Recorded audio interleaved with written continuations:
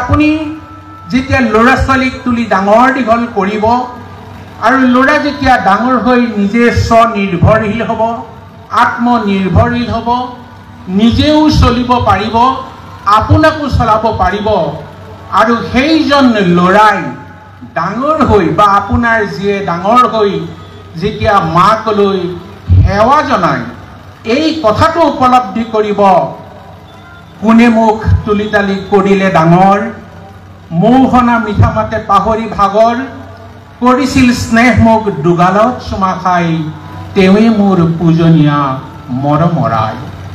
স্নেহৰ চকু পানী ধাৰাৰে বোৱাই, কোনে মোক ৰাখিছিল কোলাত শুৱাই, টোপনিত লালকাল মুখখনি চাই, তেৱেই মোৰ পূজনীয়া মৰমৰাই। যি সন্তানে এই উপলব্ধি সময়ত কৰিব, আপুনি আই ভাবিব যে মই ল'ৰা যি ধৰণে তুলিছোঁ নিশ্চয় সি সঠিক মানুহেই হৈছে, তেওঁ এজন সৎ লোকেই হৈছে। যদি আপোনাৰ সন্তানে আইকলৈ চাই এই কথা ক'ব পাৰে, হয়তো নহ'ব পাৰে মোৰ আই সবাতো শুৱনি, তথাপি আপোন মোৰ আই। গতিকে এগৰাকী মাতৃয়ে সন্তানক কেনেকৈ তুলিব, কেনেকৈ ডাঙৰ দীঘল কৰিব, সেই সন্তানক তুলিবৰ বাবে আইগৰাকীৰ কিমান উচ্চ শিক্ষাৰে শিক্ষিত হ'ব লাগিব, এইবোৰ ডাঙৰ কথা নহয়। আটাইতকৈ ডাঙৰ কথা হৈছে মাকে সন্তানক দিব পৰা আটাইতকৈ ডাঙৰ শিক্ষাটোৱেই হৈছে সংস্কাৰ। যি মাতৃয়ে এই সংস্কাৰ নিজৰ সন্তানক দিব পাৰিছে, সেই মাতৃৰ জীৱন ধন্য, সেই সন্তানৰ জীৱন ধন্য হয়।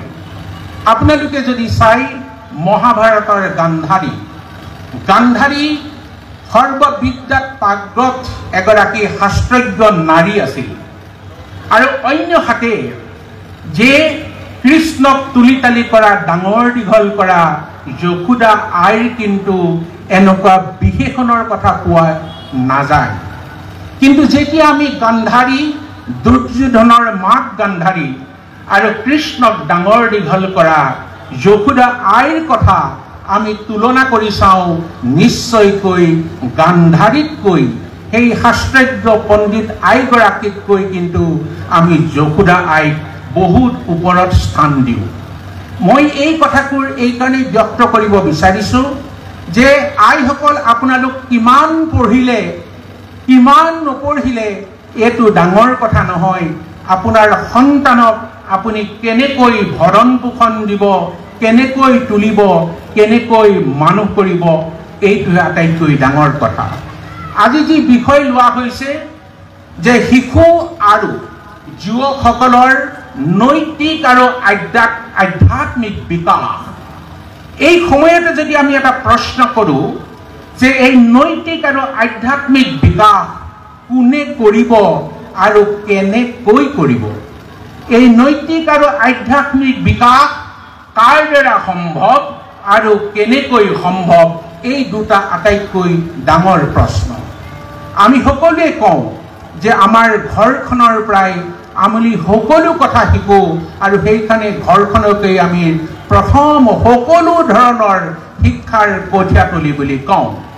দ্বিতীয়টো কথা, আমি শিশুসকলক এই নৈতিক আৰু আধ্যাত্মিকভাৱে যদি তেওঁলোকক উচ্চ খাপলৈ লৈ যোৱাবলগীয়া হয়, আমাৰ শিক্ষকসকলৰো গৰু দায়িত্ব আছে। কাৰণ ৰাধাকৃষ্ণনে এটা কথা কৈছিল যে আমাৰ শিক্ষাৰ উদ্দেশ্য কি হোৱা উচিত। তেখেতৰ ভাষাত ৰাধাকৃষ্ণদেৱে কৈছিল, যদিও সাধাৰণতে এনেকুৱা সভাত ইংলিছ কোৱা নহয়, তথাপি মই বাক্যটো কৈছোঁ, the aim of education is not simply to enrich the minds of the people with new knowledge, but also to help them to rise their full spiritual stature.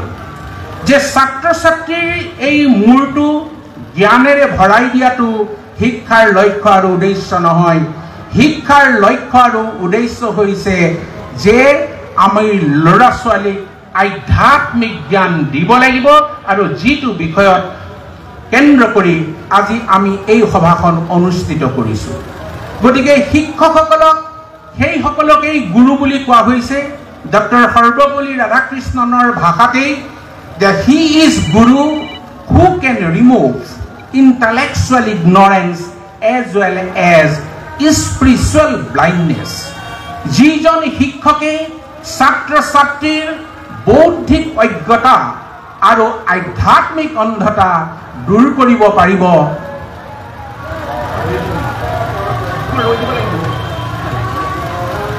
যে যিজন শিক্ষকে ছাত্ৰ ছাত্ৰীৰ বৌদ্ধিক অজ্ঞতা আৰু আধ্যাত্মিক অন্ধতা দূৰ কৰিব পাৰিব, সেইজনেই হৈছে গুৰু আৰু সেইজনেই হৈছে শিক্ষক। আমি যিসকলে স্কুল কলেজ বিশ্ববিদ্যালয়ত পঢ়াইছোঁ, আমি শিক্ষকসকলে ছাত্ৰ ছাত্ৰীৰ বৌদ্ধিক অজ্ঞতাটো দূৰ কৰিব পাৰিছোঁ। তেওঁলোকে নজনা কথাবোৰ আমি জনাই দিব পাৰিছোঁ, জ্ঞানেৰে মূৰটো ভৰাই দিব পাৰিছোঁ। কিন্তু আমাৰ ছাত্ৰ ছাত্ৰীসকলৰ বৌদ্ধিক যিটো আধ্যাত্মিক অন্ধতা, এই আধ্যাত্মিক অন্ধতাটো দূৰ কৰিব পাৰিছোঁ নে নাই, তাত কিন্তু এতিয়াও এটা প্ৰশ্নবোধক চিন আছে। কাৰণ অতীত কালত যি শিক্ষা দিয়া হৈছিল, সেই শিক্ষাৰ লগত অন্য এটা দিশ জড়িত হৈ আছিল, সেই শব্দটোৰ নামেই হৈছে দীক্ষা। আগতে আমি সুধিছিলোঁ যে মানুহজনৰ শিক্ষা দীক্ষা কিমান, আৰু বৰ্তমান সময়ত আমি কেৱল মাত্ৰ শিক্ষাৰ হিচাপ লওঁ, এই দীক্ষাৰ হিচাপ নলওঁ। আৰু এই দীক্ষাই হৈছে এজন শিক্ষকে ছাত্ৰক ছাত্ৰীক দিয়া মন্ত্ৰসমূহ উপদেশ আৰু জীৱন পথৰ সন্ধান। আৰু যেতিয়াই আমাৰ দীক্ষা শিক্ষা ব্যৱস্থাত কমি আহিলে, তেতিয়াই প্ৰায় আমি ছাত্ৰ ছাত্ৰীৰ যিটো বৌদ্ধিক অজ্ঞতা, যিটো আধ্যাত্মিক অন্ধতা, তাক আমি দূৰ কৰিব নোৱাৰা হ'লোঁ। সৰুতে যেতিয়া LP স্কুলত ছাত্ৰ ছাত্ৰীসকলে কবিতা আবৃত্তি কৰিছিল, নিচিনো তোমাক ক'ত আছা প্ৰভু, আমি অতি সৰু ল'ৰা, চিঞৰি চিঞৰি মাতিলে তোমাক নামাতা দূৰৰ পৰা, নাজানো তোমাক মিনতি কৰিব, আমি অতি সৰু ল'ৰা, আছা নেকি প্ৰভু সৰগত তুমি হৈ জোন বেলিৰ তৰা। যি ল'ৰাই এই আবৃত্তি কৰিছিল আৰু সেই ল'ৰা যেতিয়া যুৱক হ'ল, সেই সন্তানক, সেই ল'ৰাক, সেই ছাত্ৰক সৰুতে তেওঁৰ ঈশ্বৰ সম্পৰ্কৰ যিটো ধাৰণা, নিচিনা যিজন প্ৰভুৰ ধাৰণা, সেই ধাৰণাটো বোধহয় আমি শিক্ষকসকলেও ক'ৰবাত দিব পৰা নাই। এটা মই অকণমান কি বুলি ক'ম, কথাষাৰ বৰ হেৰিকে নল'লে ভাল হয়। এজন ছাত্ৰই প্ৰথম শ্ৰেণীৰ পৰা তৃতীয় শ্ৰেণীলৈকে উত্তীৰ্ণ পালেগৈ, আৰু তেওঁ স্কুলত সদায় গাই আছিল যে তুমি চিত্ত বৃত্তি মূৰ, প্ৰৱৰ্তক নাৰায়ণ, তুমি নাথ ময়ো নাথ অন্ত। আৰু সেই ছাত্ৰজনে যেতিয়া তৃতীয় শ্ৰেণী পালেগৈ, তেওঁৰ শিক্ষকক সুধিলে, ছাৰ তৃতীয় শ্ৰেণী পালোহি, 3 বছৰ এই প্ৰাৰ্থনাৰ প্ৰথমখিনি গাই আছোঁ, কিন্তু মই আজিলৈকে একো অৰ্থ বিচাৰি পোৱা নাই। আৰু তেতিয়া সেই ছাত্ৰৰ শিক্ষকে ধমক দি কৰি ক'লে যে 3 বছৰ এই প্ৰাৰ্থনা গালি, গাধ, আজিলৈকে বুজি নাপালি, মই বুজাই দিওঁ শুন। আৰু তেতিয়া বুজাবলৈ আৰম্ভ কৰিলে শিক্ষকে, তুমি চিত্ত বৃত্তি মূৰ, বোলে তুমি যেতিয়া চিত পৰীক্ষা দি আছিলা, মই বৃত্তি পৰীক্ষা দি আছিলোঁ। প্ৰৱৰ্তক নাৰায়ণ, নাৰায়ণে পৰ্বতৰ ওপৰৰ পৰা চাই আছিল, তুমি নাথ ময়ো নাথ অন্ত, তুমিও ফেইল কৰিলা ময়ো ফেইল কৰিলোঁ। যদি আমাৰ এই নিচিনো তোমাক ক'ত আছা প্ৰভু, এই শিশুজনক, এই সন্তানজনক শিক্ষকজনে যদি ওপৰ ক্লাছত এই ঈশ্বৰৰ ধাৰণা, ঈশ্বৰক পৰিচয় কৰি দিব নোৱাৰে, তেতিয়াহ'লে এনেকুৱা শিক্ষকেওনো আমাক কেনেকুৱা শিক্ষা দিব, এই কথাও বৰ্তমান সময়ত আমি ভাবিবলগীয়া কথা। তৃতীয়টো কথা, আমাক আধ্যাত্মিক আৰু নৈতিক শিক্ষা কোনে দিব? আমাৰ দুভাগ প্ৰধান অস্ত্ৰ আছে, এভাগ হৈছে শাস্ত্ৰ আৰু অন্য ভাগ হৈছে গুৰুৰ উপদেশ। শাস্ত্ৰৰ উপদেশ আৰু গুৰুৰ উপদেশ, যাক মহাপুৰুষ মাধৱদেৱে ঘোষাত লিখিছে, শাস্ত্ৰ গুৰু হবে শিষ্যক কৃপায়ে শুদ্ধ উপদেশ দিব, শিষ্য হবে শুদ্ধ, ভাবে নধৰিলে তাৰা হবে কি কৰিব। কৃষ্ণ ভক্তিৰ কথা মৃণাল বৰুৱাই কৈ গৈছে। হয়, আমি দশম কীৰ্তন ঘোষা ৰত্নাৱলী পঢ়ি পঢ়ি পঢ়ি পঢ়ি তাৰ পাত কোলা কৰি দিছো, কিন্তু শব্দবৰ্মৰ পাৰ হৈ গৈছো। শব্দবৰ্মৰ পাৰ ধৰিলে যিটো কৃষ্ণত ভকতি নাই, তাৰ শাস্ত্ৰ শ্ৰমে মাত্ৰ ফল, যেনে ৰাখে বাজি গায়। গতিকে শাস্ত্ৰই যিবোৰ আমাক উপদেশ দিছে, গুৰুৱে আমাক যিবোৰ উপদেশ দিছে, সেই উপদেশবোৰ যদি আমি নলওঁ, তেতিয়াহ'লে কিন্তু কেতিয়াও আমাৰ যিটো নৈতিক আৰু আধ্যাত্মিক উৎকৰ্ষ সাধন আমি কৰিব নোৱাৰিম। এই ধৰণে আমি সকলোৱে শিক্ষক, ছাত্ৰ, অভিভাৱক আমি এইখিনি কৰিবলগীয়া কৰ্তব্য। মই ইয়াত সোমাওঁতেই মৃণাল বৰুৱাই এখন বিশ্ববিদ্যালয়ৰ নাম লোৱা শুনিছিলোঁ, আৰু সেইখন বিশ্ববিদ্যালয় হৈছে আধ্যাত্মিক বিশ্ববিদ্যালয়। এই আধ্যাত্মিক বিশ্ববিদ্যালয়খনে হৈছে আমাৰ নামঘৰ। এতিয়া আমি ডেকাচাম নামঘৰলৈ নাহোঁ বা নাহে, কমকৈ আহে, আৰু কেৱল মাত্ৰ আমাৰ এই গাঁৱৰ নামঘৰ, কেৱল মাত্ৰ আমাৰ এই বুঢ়া মেথা তেখেতসকলে এই নামঘৰটো ধৰি ৰাখিছে। আমি যিবোৰ উচ্চ শিক্ষিত লোক, আমি যিবোৰে ডাঙৰ ডাঙৰ চাকৰি কৰিছোঁ, আমাৰ সেইফালে মতি নোহোৱা হৈছে। আৰু এনেকুৱা কথা দেখিয়েই লক্ষ্মীনাথ বেজবৰুৱাই তত্ত্ব কথাত লিখিছিল, আমি বোলে শিক্ষিত জ্ঞানী বিদ্যাৱন্ত, আমি অবিদ্যাতহে বিদ্যাৱন্ত, বিদ্যাত নহয়। আমি উচ্চ শিক্ষিত মানুহবোৰে নামঘৰ, ঈশ্বৰ, ধৰ্মশাস্ত্ৰ, ধৰ্মতত্ত্ব এই সকলোবোৰ গাঁৱৰ হালোৱা সজোৱা, খৰি ভাৰী পানী ভাৰী হাতত গতাই দি নিজৰ গাটো পাতলাই লৈ প্ৰয়োজনতকৈ অধিক ধনৰ পিছে পিছে দৌৰোতে দৌৰোতে আমাৰ ঈশ্বৰ চিন্তা কৰিবলৈ সময় নাইকিয়া হ'ল। আৰু যেতিয়াই আমাৰ ঈশ্বৰ চিন্তা কৰিবলৈ সময় নাইকিয়া হ'ল, ঈশ্বৰেও কিন্তু আমাক তেনেকুৱা এটা অৱস্থাই লৈ যাব, বোলে বিষ্ণুৰ চৰণ নিচিন্তি সদায়ে, ধনকে হেকলৈ ধ্যান, সিটো পাতকিত সুধিব নালাগে, জাত নাকলা জ্ঞান। তাৰমানে মোৰ নিচিনা চকুৰে চুগাৰ হৈ যাব, টকা থাকিলেও খাব নোৱাৰা বেমাৰ এটা ভগৱন্তই লগত লগাই দিব। সেইকাৰণে যে আমি যদি ঈশ্বৰলৈ পিঠি দিওঁ, ঈশ্বৰে কিন্তু কেতিয়াও আমাক কৃপা নকৰিব।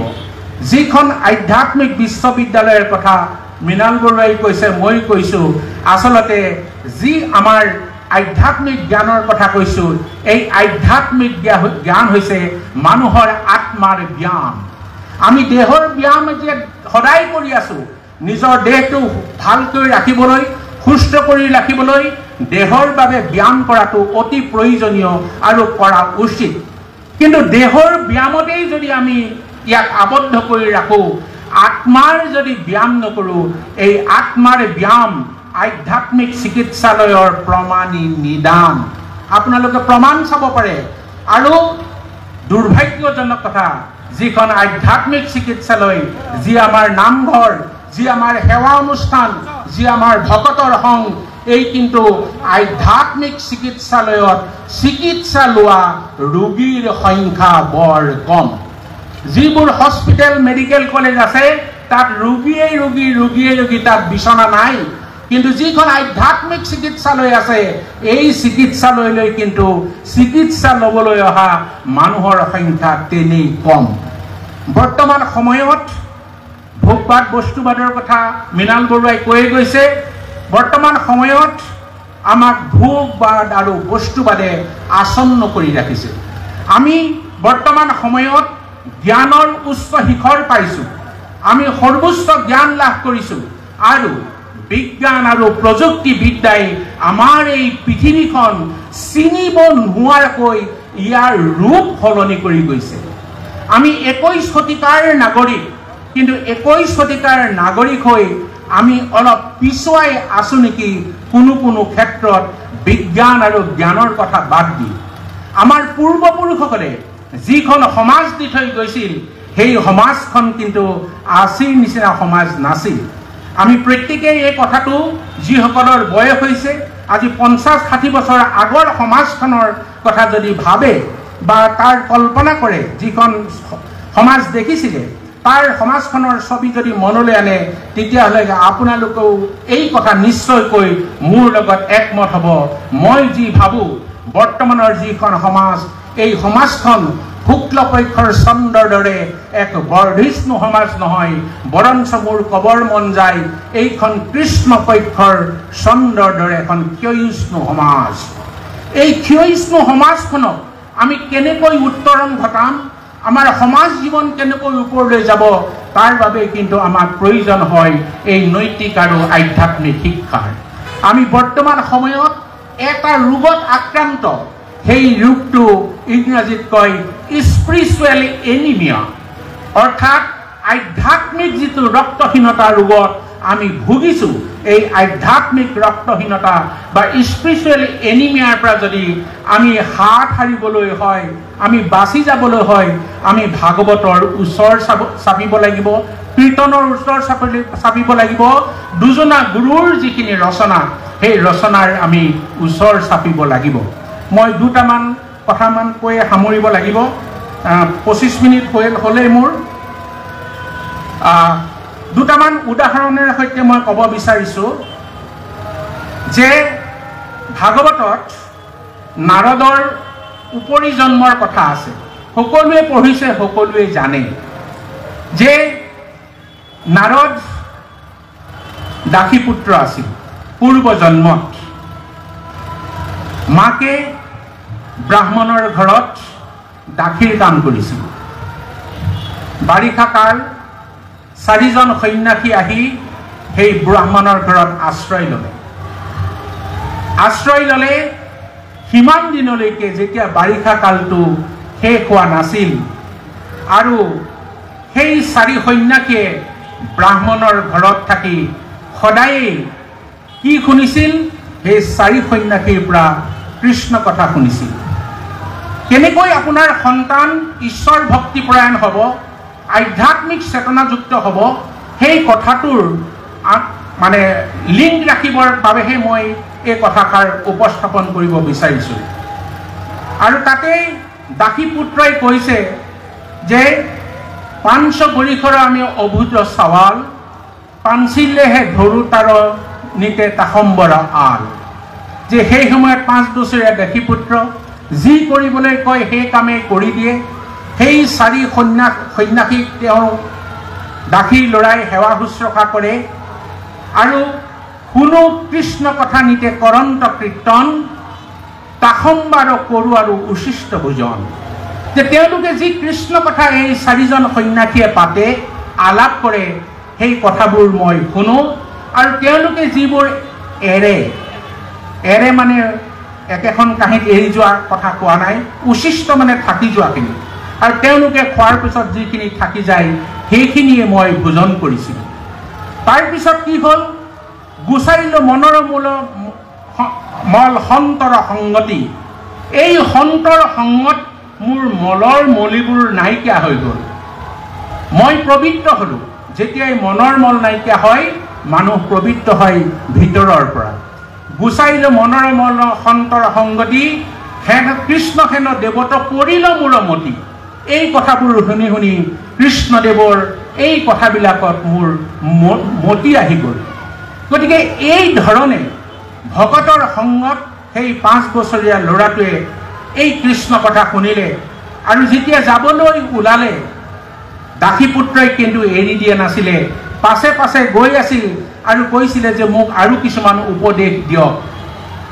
কহিলন্ত ঈশ্বৰ ভকতি মহাজ্ঞান, যেন অন্ধলাক দিলে দিব্য চক্ষু জ্ঞান।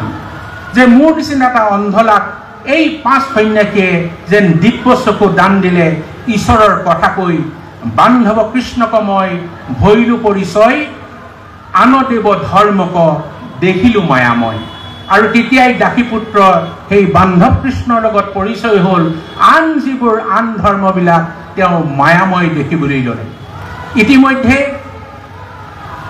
সন্যাসীও গুচি গ'ল আৰু দাসীপুত্ৰ মাকৰ সৈতে ৰৈ গৈছিল, কিন্তু সেই মাককো সৰ্পই দংশন কৰি মাৰিলে। তেতিয়া দাসীপুত্ৰৰ দিশ বিদিশ হেৰুৱাই গ'ল আৰু তেওঁ উত্তৰ দিশে গমন কৰি নগৰ গ্ৰাম জুৰি নদ সকলো পাৰ হৈ অৰণ্যৰ মাজত সৰোবৰত স্নান পান কৰি তেওঁ ভগৱন্ত কৃষ্ণক আৰাধনা কৰিবলৈ ধৰিলে শিশু অস্বস্থৰ তলত বহি। আৰু যেতিয়া একান্ত চিত্তে একাগ্ৰ মনে ঈশ্বৰৰ লগত পূৰ্বে পৰিচয় হোৱাৰ মতেই তেওঁ ধ্যান কৰিবলৈ লৈ দাসীপুত্ৰই ভগৱন্ত ঈশ্বৰে কৃপা কৰিলে। কৃষ্ণৰ কৃপাতে চব হয়। কৃষ্ণৰ কৃপাত ব্ৰহ্মাৰ বৈভল্য জ্ঞান, কৃষ্ণ কৃপা বিনে কাৰ্য সাধিবে কটান। আৰু ভগৱন্তই কৃপা কৰিলে, ভগৱন্তই দৰ্শন দিলে। ভগৱন্তই দৰ্শন দিয়াৰ খন্তেক সময়ৰ পাছতেই তেওঁৰ মনৰ ভগৱন্তক চোৱাৰ হেঁপাহ দূৰ নহ'লেই ভগৱন্ত নাইকিয়া হৈ গ'ল। আৰু তেতিয়া দাসীপুত্ৰই কান্দিবলৈ ধৰিলে, হে প্ৰভু ভগৱন্ত তুমি কলৈ গ'লা? এই দেখিলোঁ এই নাই। আৰু সেই সময়তে আকাশবাণী হ'ল। আৰু আকাশবাণীক দাসীপুত্ৰ ক'লে যে এই জন্মত তুমি আৰু মোক দেখা নাপাবা, তুমি পিছৰ জন্মক মোৰ পাৰিষদিত নহ'বা আৰু তেতিয়াই তুমি মোক লগ পাবা। আৰু যেতিয়াই এই কথাখিনি গ'ল তাৰ পিছতেই প্ৰলয় আহিলে। সেই প্ৰলয় জলত সেই দাসীৰ নয়ন গৈ প্ৰৱেশিলো গয়া মই ব্ৰহ্মাৰ হৃদয়। ব্ৰহ্মাৰ হৃদয়ত গৈ প্ৰৱেশ কৰিলে আৰু ব্ৰহ্মাৰ মানস পুত্ৰ হৈ তেওঁ জন্মগ্ৰহণ কৰিলে নাৰদ ৰূপে। আৰু পিছত তেওঁ পাৰিষেদিত অনুপালে ত্ৰিতলৈক্য তেওঁ সৰ্বজ্ঞ এজন ঋষি হ'ল। গতিকে কৃষ্ণৰ ভকতিয়ে সেই দাসীপুত্ৰক নাৰদৰ স্তৰলৈ উত্তৰণ কৰিব পাৰিলে। গতিকে আমিও যদি আমাৰ গৃহবিলাকত এই ধৰণে কৃষ্ণ কথা আলাপ কৰিবলৈ হয়, আমাৰ ল'ৰা ছোৱালী কেতিয়াও বেয়া হ'ব নোৱাৰে, আমাৰ ল'ৰা ছোৱালী কেতিয়াও অবাটে যাব নোৱাৰে, আমাৰ ল'ৰা ছোৱালী কেতিয়াও স্খলন হ'ব নোৱাৰে। এইটো এটা কাহিনী ক'লোঁ। দ্বিতীয়টো এটা কাহিনী চমুকৈ ক'ম যে ইয়াত যিসকল আমাৰ শিশু আহিছে সকলো ভক্ত প্ৰহ্লাদ সদৃশ, সকলো ধ্ৰুৱ সদৃশ। গতিকে আপোনালোকে চাওক যে প্ৰহ্লাদ দৈত্যকুলৰ বীজ, হিৰণ্যকশিপুৰ পিতেক।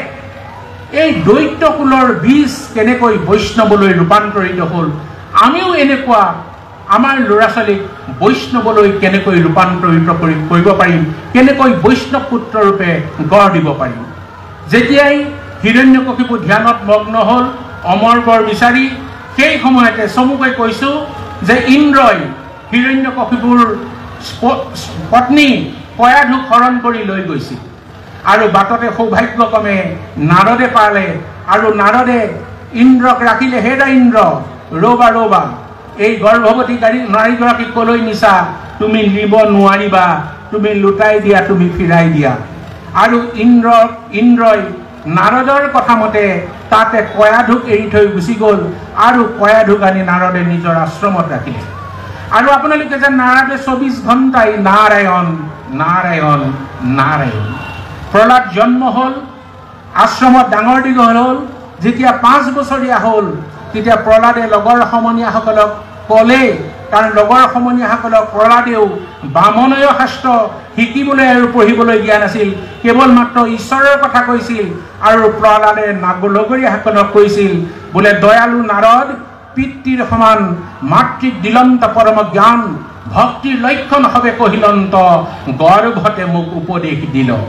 যেতিয়াই মই মোৰ আইৰ গৰ্ভত আছিলোঁ তেতিয়াই মই হৰিৰ কথা শুনিছিলোঁ, ঈশ্বৰৰ কথা শুনিছিলোঁ। সেই ঈশ্বৰৰ কথা শুনি সেই প্ৰহ্লাদ দৈত্যকুলৰ বীজ বৈষ্ণৱলৈ ৰূপান্তৰিত হ'ল। তাত অন্য এটা কথাও আছে, কাহিনী আছে, সেই কাহিনীটো মই নকওঁ। যি সময়ত হিৰণ্যকশিপুৱে কয়াধুক পুত্ৰ দান দিছিল, সেই সময়ত হিৰণ্যকশিপুৱেও কিন্তু ভগৱন্তক বৈৰীভাৱে চিন্তা কৰি আছিল। এই দুইটা কথা মিলিয়েই প্ৰহ্লাদ বৈষ্ণৱলৈ ৰূপান্তৰিত হ'ল। যদি আমি আমাৰ ঘৰত প্ৰহ্লাদৰ দৰে সন্তান গঢ় দিব বিচাৰোঁ, জন্ম দিয়াব বিচাৰোঁ, তেতিয়াহ'লে আইসকলৰ এইটো প্ৰধান কৰ্তব্য যে গৰ্ভত স্থিতি হোৱাৰ দিনাৰ পৰাই যে আমাৰ ভাগৱতৰ এই সকলোবোৰ কথা আছেই, কেনেকৈ আইগৰাকীৰ তেখেতৰ চলন ফুৰণ, কথা বতৰা, কাৰ্যকলাপ কেনেকুৱা হ'ব। যদি আপুনি বৈষ্ণৱ পুত্ৰ জন্ম দিব পাৰে, বৈষ্ণৱ পুত্ৰ কিন্তু এনেই নাপায়, বিশিষ্ট পুণ্য পায় বৈষ্ণৱ পুত্ৰক এতেকে ভজিব লাগে কৃষ্ণক মাত্ৰ। বিশিষ্ট পুণ্য আৰু কৃষ্ণক ভজনা কৰিলে আপুনি বৈষ্ণৱ পুত্ৰ পাবই। আৰু যদি বৈষ্ণৱ পুত্ৰ হয়, যাৰ বংশত হুৱে, বৈষ্ণৱ এগুটি হুৱেতাৰ পুৰুষ উদ্ধাৰ কোটি কোটি আৰু অবৈষ্ণৱ পুত্ৰ যদি উপজে বংশত স্বৰ্গহন্তে পিতৃক পেলায় নৰকত। যদি যেনেকুৱা অসাধু অবৈষ্ণৱ দুষ্ট ল'ৰা আপোনাৰ জন্ম হয় তেতিয়াহ'লে কিন্তু কাকো শান্তিত থাকিবলৈ নিদিব। সেইকাৰণে আমাৰ অসমীয়াত এষাৰ কথা আছে, সুপুত্ৰ তুলিলে নালাগে ধন। আপোনাৰ ল'ৰাৰ যদি স্বভাৱ চৰিত্ৰ ভাল হয়, সি যদি নৈতিক আৰু আধ্যাত্মিক গুণসম্পন্ন হয়, সুপুত্ৰ তুলিলে নালাগে ধন আৰু কুপুত্ৰ তুলিলে নালাগে যম। গতিকে আৰু যমৰ যাতনা আৰু প্ৰয়োজন নাই। সেই কুপুত্ৰই এই যতনাবোৰ জীৱনকালত মাক দেউতাক পৰিয়ালক সকলোকে দিব। সেইকাৰণে আমি ভগৱন্তক এইটোৱে কৃপা কৰি আশীৰ্বাদ বিচাৰিব লাগে যাতে আমাৰ ল'ৰা ছোৱালীক এই বৈষ্ণৱ পুত্ৰৰূপে আমি গঢ় দিব পাৰোঁ। আৰু তাৰ পিছৰ ডোখৰ চাওক, যেতিয়া নৃসিংহৰূপী ভগৱন্তই হিৰণ্যকশিপুক বধ কৰিলে, বধ কৰাৰ পাছত নৃসিংহ প্ৰভু ভগৱন্তই প্ৰহ্লাদক কৈছিল, হেৰৌ প্ৰহ্লাদ, তোকতো দেউতাই ইমান শাস্তি দিলে আৰু শাস্তি দিবলৈ বাকী নাই। তই ইমান শাস্তি সহ্য কৰি কৰিও তই মোক নেৰিলি, গতিকে তোমাক এটা মই বৰ দিব বিচাৰো। কি বৰ লাগে প্ৰহ্লাদ তুমি কোৱা। আমি আজিৰ দিনৰ ল'ৰা ছোৱালীয়ে ক'লেহেঁতেন দেউতাক মাৰি পেলালে ভালেই হ'ল, কাৰণ এনেকুৱা অত্যাচাৰ কৰিছিলে। কিন্তু প্ৰহ্লাদে এনেকুৱা বৰ বিচৰা নাই। প্ৰহ্লাদে প্ৰভু ভগৱন্তক ক'লে, তজু পাৱে মাগু একো বৰ, তুমি প্ৰভু জগত ঈশ্বৰ, তোমাক নিন্দিলে পিতৃ মূৰ, সিজিলে পাতক মহাঘূৰ, তাত হন্তে পিতৃ নিস্তৰূপ, এহিগে প্ৰসাদ দিয়া মোক। হে প্ৰভু, তুমি জগতৰ ঈশ্বৰ, এই জগতৰ ঈশ্বৰক মোৰ পিতৃয়ে যে কিমান নিন্দা কৰিলে, মোৰ পিতৃ হিৰণ্যকশিপুৱে ককৰ্থনা কৰিলে, মোৰ পিতৃৰ পৰম অন্যায় হ'ল। গতিকে মোৰ পিতৃক এই পাপৰ পৰা ৰক্ষা পাব লাগে আৰু মোক সেইটোৱে বৰ দিব লাগে প্ৰভু। আৰু তেতিয়া নৃসিংহ প্ৰভু ভগৱন্তই হাঁহি হাঁহি প্ৰহ্লাদে কৈছিল, নৃসিংহে বুলন্ত সাক্ষী শুনিও প্ৰহ্লাদ, দিবক নালাগে তোক ইষব প্ৰসাদ, পৰম বৈষ্ণৱ তই পুত্ৰ ভৈলি যাৰ, 21 পুৰুষ তই কৰিলি উদ্ধাৰ। হে প্ৰহ্লাদ, তোক আৰু বেলেগ বৰ দিব প্ৰয়োজন নাই। গতিকে এনেকুৱা যদি বৈষ্ণৱ পুত্ৰ হয়, 1 পুৰুষ 2 পুৰুষ, সেইকাৰণে আমি 9 পুৰুষৰ চিন্তা আমি নকৰোঁ, 21 পুৰুষ বৈষ্ণৱ পুত্ৰই তৰিব পাৰিব। গতিকে আমি আশা কৰিম আমাৰ আই মাতৃসকলে বাপসকলে আমাৰ ল'ৰা ছোৱালীকো যাতে এই প্ৰহ্লাদৰ আদৰ্শৰে আমি নৈতিক আৰু আধ্যাত্মিক শিক্ষা দিব পাৰোঁ। আৰু পিছত ভগৱন্ত হিৰণ্যকশিপুৱে প্ৰহ্লাদক তাৰ আগতে সুধিছিল, হেৰৌ প্ৰহ্লাদ ক, তোৰ ভগৱন্ত তোৰ ভগৱান ক'ত আছে? আৰু প্ৰহ্লাদে থতমত খাই ক'ত দেখুৱাব ভগৱন্ত কৈ আছে, সেই স্ফটিকৰ স্তম্ভটোকে দেখুৱাই দিলে যে মোৰ প্ৰভু ইয়াতে আছে, এই খুঁটাটোতে আছে। সবাতো আচত জগতৰ স্বামী স্ফটিকৰ স্তম্ভে দেখোঁ আমি, যে মোৰ সকলোতে আছে মোৰ জগতৰ ঈশ্বৰ, আৰু মই এই স্ফটিকৰ স্তম্ভটো মোৰ ঈশ্বৰক মই দেখা পাইছোঁ। ভগৱানৰ লাগি গ'ল চিন্তা, কৈ দিলে প্ৰহ্লাদে খুঁটাতে আছোঁ। আৰু প্ৰভুৱে ভক্তৰ বাঞ্ছা সফল কৰিবৰ বাবে, ভক্তৰ যি কথা তাক প্ৰমাণ কৰিবৰ বাবে সেই স্ফটিকৰ স্তম্ভতে ভগৱন্ত বেকত হৈ দিলে। কেনেকৈ বেকত হৈ দিলে? সত্য কৰিবাক লাগে নিজ ভিত্ত বাণী, স্তম্ভত বেকত ভৈলা প্ৰভু চক্ৰপাণী। গতিকে আপোনালোকে এনেকুৱা বিশ্বাস নকৰিবলগীয়া কথাও, নামানিবলগীয়া কথাও কিন্তু ভগৱন্তৰ ইচ্ছা হ'লে ভক্তক উদ্ধাৰ কৰিবৰ কাৰণে এইখিনি কৰিব পাৰে। গতিকে চমুকৈ এইকেইটা কথা কৈছোঁ। এই ধৰণে আমাৰ সন্তানসকলক তুলিব লাগিব। 15 আৰু 40 মিনিট হ'ল। আৰু এটা কথা কওঁ যে আইসকল কিমান সহনশীল হ'ব লাগিব। বৰ্তমান সময়ত আমি এতিয়া চব আই বা তিনি তোলা হ'লোঁ, আৰু কাৰো কথা কাৰো শুনিবলৈ সহ্যই নাইকিয়া হ'ল। আমাৰ যিটো ধৈৰ্য ক্ষমা এই গুণবোৰ দিনক দিনে আমাৰ কমি আহিবলৈ ধৰিলে। আমি সৰু হৈ যাব নোৱাৰা হ'লোঁ, যে আমি অহংকাৰতে মত্ত হৈ, তুমি যদি 2টা কথা কৈছে স্বামীয়ে, মই 4টা কথা কৈয়ে মই তাৰ সুখ পাওঁ। কোনোবাই দুখ কৰিলেও তাক এই ক্ষমা গুণটো আমি ধৰি ৰাখিব পৰা নাই। ক্ষমা কেনেকুৱা হ'ব লাগে মই সেই কথাটো ক'ব বিচাৰিছোঁ। যে আপোনালোকে জানে যে দ্ৰোণী অশ্বত্থামাই পাঞ্চালী বা দ্ৰৌপদীৰ 5টা সন্তানৰ শিৰ কাটি পেলাইছিল। তাৰ কি কাৰণে যে পাণ্ডৱ বংশটো একেবাৰে নিসন্তান কৰি দিওঁ আৰু কৌৰৱ ৰজাৰ মই প্ৰীতি সাধু। কৌৰৱ ৰজাই মোক মৰম কৰক, মোক আদৰি লওক, এই ভাবিয়েই সেই শুই থকা অৱস্থাত 5টা সন্তানৰ মূৰ কাটি পেলাইছিল। আৰু যেতিয়া 5টা সন্তানৰ মূৰ কাটিলে, সেই তাৰ পিছ মুহূৰ্ততে কৃষ্ণাৰ্জুনে ৰথ লৈ এই দ্ৰোণীক খেদি গ'ল আৰু দ্ৰোণীক ধৰি আনিলে। কেনেকৈ ধৰি আনিলে যে হাত ভৰি একেলগ কৰি একেবাৰে লাডুৰ নিচিনা কৰি বান্ধি লৈ আহিলে। আৰু সেই সময়তে কিন্তু দ্ৰৌপদীয়ে পুত্ৰ শোকত মিৰমান আৰু কান্দি আছিল। মৃতক পুত্ৰক সুমৰি কান্দন্তে দ্ৰুপদ ৰজাৰ জীও দ্ৰৌপদীয়ে কান্দি আছে। আৰু সেই সময়তে যেতিয়া অশ্বত্থামাৰ দ্ৰোণীক পেলাই দিলে দ্ৰোণাচাৰ্যৰ পুতেক আৰু গৌতমীৰ পুত্ৰ অৱস্থা দেখিয়া তেওঁৰ কি হ'ল, অন্তৰীক্ষ ভৈলা জীও। আমাৰ যে জীৱ বাজ হৈ গ'ল বুলি কওঁ, সেই ঠিক তেনেকৈ যেতিয়াই এই দ্ৰোণীক ধৰি আনিলে, তেনেধৰণে তাকে দেখি গৌতমীৰ বা দ্ৰৌপদীৰ কি হ'ল, জীৱ বাজ হৈ যোৱা যেন লাগিলে। অকল সেই নহয়, যেতিয়া দেখিলে 5টা পুত্ৰক যে কাটিলে এইটো পাহৰিয়ে গ'ল, দ্ৰৌপদী মনলৈ এইটো আহিল যে গুৰুৰ পুত্ৰক কিন্তু বান্ধি আনিছে। তেতিয়া কি কৰিলে, হাহাকাৰ কৰি গুৰুৰ পুত্ৰক প্ৰণামিলা পাৱচুই মেলা মেলা বান্ধ ইহান দুখেহে অধিকে উধা হৈ জুই। যে গুৰুৰ পুত্ৰক তোমালোকে বান্ধি আনিছা, মোৰ অন্তৰৰ যি দুখৰ বেদনা, এই বেদনা আৰু তাতকৈ বেছি হৈ গ'ল। গতিকে ইয়াক মুক্ত কৰি দিয়া, মুক্ত কৰি দিয়া। দ্ৰৌপদীয়ে কৈছে, মই যেনে মৰো পুৰী পুত্ৰ শোকে অগণি হিয়া দহয় ইহান অৱস্থা শুনি সেইমতে গৌতমী তেজীবে জীৱ।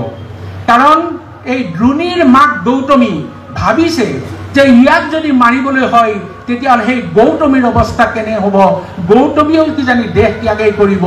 এই দুখত নিজৰ পুত্ৰ মৰাৰ কথা পাহৰি সেই গৌতমীৰ কথা ভাবি এই অশ্বত্থামাক ক্ষমা কৰি দিবৰ কাৰণেই দ্ৰৌপদীয়ে আমাৰ কাৰণে দৃষ্টান্ত ৰাখি থৈ গৈছে। গতিকে তাৰ পাছত যদি চূড়ামণি কাটি পঠাই দিছে, এইখিনি বেলেগ কথা।